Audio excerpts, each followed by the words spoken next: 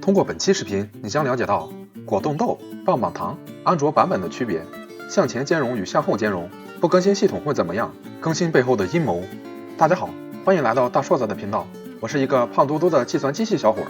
我以前一直以为安卓手机更新不过是重启一下手机的问题，直到我学习了编写安卓手机 App 才明白，这个问题可大有来头。我们先来说一下果冻豆和棒棒糖。说到这里，我不禁流下了肥胖的泪水，这已经是我大硕子减肥第8次失败了。不要慌，其实我们这里讲的果冻豆和棒棒糖是安卓系统的版本命名，也就是所谓的甜点命名法。甜点命名法开始于安卓 1.5， 自从安卓系统从2007年发布以来，使用过很多甜点的命名，比如 Cupcake、纸杯蛋糕、Ice Cream Sandwich、冰激凌三明治、Jelly Bean、果冻豆、Lollipop。棒棒糖。那么这么多好吃的，不，这么多系统的版本有什么区别呢？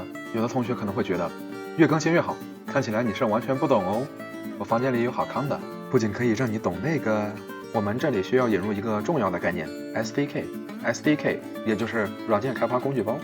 如果程序员想要创造一个安卓手机软件的话，就需要使用安卓官方提供 SDK。有了 SDK， 程序员就可以少一些996，直接调用 SDK 里面的编程接口，就可以快速的编写软件了。就好比我要开核桃，你给我一个这个，哦不是这个，我并不需要知道它的内部结构，我只需要使用它就可以开核桃了。不同安卓版本的区别就在于，每一个安卓系统版本对应的就是一个 SDK 级别，这就是不同的诺基亚。我们再来说一下向前兼容和向后兼容。向前兼容，意思就是说向未来兼容，现在的 SDK 可以在未来的系统中使用；而向后兼容，也就是向过去兼容，指的是现在的 SDK 可以在过去的系统中使用。然而，安卓系统的 SDK 是向未来兼容的，而不是向过去兼容的。意思就是，如果你用 4.0 的 SDK， 那么这个 SDK 是可以在 6.0 的系统上运行的。但是你如果使用 6.0 的 SDK， 它就不可以在 4.0 的系统上运行。那么新版本的 SDK 好处都有啥？随着新版本的操作系统和 SDK 的出现，使用新版本 SDK 开发的软件通常性功能会更加强大。注意，并不是多人运动的能力。通俗的来说就是，新版本的 SDK 长得又好看，说话又好听，个个都是人才。什么？你觉得没有感受到？如果你感受不到，那么不是你的问题，可能是程序员为了省事没有采用新技术。毕竟安卓10都出来了，还有很多像我一样的懒狗程序员还在使用安卓4.0的 SDK。如果你就是不更新系统，会怎么样呢？那么很简单，你的手机将不能运行新技术开发的软件。如果我就这样运行呢？那么你的软件就会就地爆炸，当场崩溃。所以就是我这种懒狗程序员的存在，拖慢了技术的进步。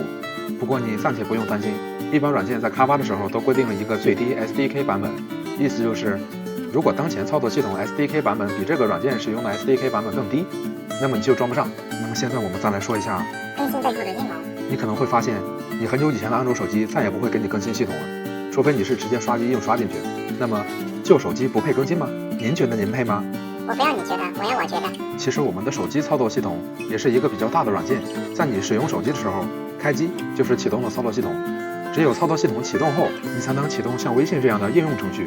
随着操作系统不断升级，功能和服务越来越多，旧手机会逐渐感觉使不上劲，发热变多，运行卡顿。